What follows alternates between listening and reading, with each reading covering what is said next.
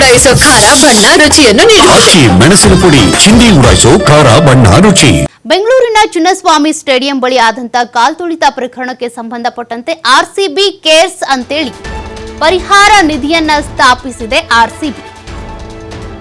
ಬೆಂಗಳೂರಿನ ಚಿನ್ನಸ್ವಾಮಿ ಸ್ಟೇಡಿಯಂನಲ್ಲಿ ಆದಂತ ಕಾಲ್ತುಳಿತ ಪ್ರಕರಣವನ್ನ ಇನ್ನೂ ಯಾರೂ ಮರ್ತಿಲ್ಲ, ನಿಮಗೆ ನೆನಪಿರುತ್ತೆ.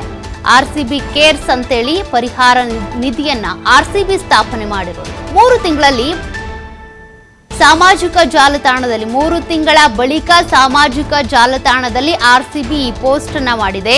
ನಾವು ಪೋಸ್ಟ್ ಮಾಡಿ ಸುಮಾರು 3 ತಿಂಗಳು ಕಳೆದಿದೆ ಅಂತ ಅವ್ರು ಹೇಳಿದ್ದಾರೆ. ನಮ್ಮ ಮೌನ ಖಾಲಿತನದಿಂದಷ್ಟೇ ಅಲ್ಲ, ದುಃಖದಿಂದನೂ ತುಂಬಿದೆ ಅಂತೇಳಿ ಟ್ವೀಟ್ ಮಾಡಿದ್ದಾರೆ.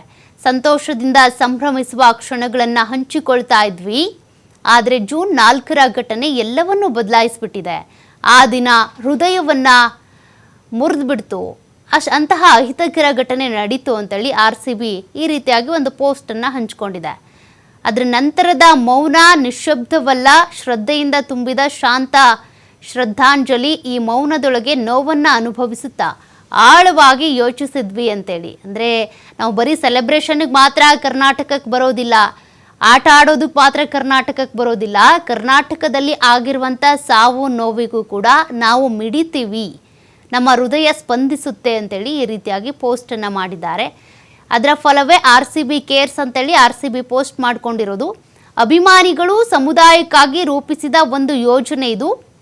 ನಮ್ಮ ಕಾಳಜಿ ಪ್ರತಿಜ್ಞೆ ಆರ್ಸಿಬಿ ಕೇರ್ಸ್ ಆಗಿದೆ. ನಾವು ಸದಾ ನಿಮ್ಮೊಂದಿಗೆ ಇರ್ತೀವಿ, ಶೀಘ್ರದಲ್ಲೇ ಹೆಚ್ಚಿನ ಮಾಹಿತಿಯನ್ನು ನೀಡ್ತೀವಿ ಅಂತ ಆರ್ಸಿಬಿ ಒಂದು ಪೋಸ್ಟನ್ನು ಹಂಚಿಕೊಂಡಿದೆ.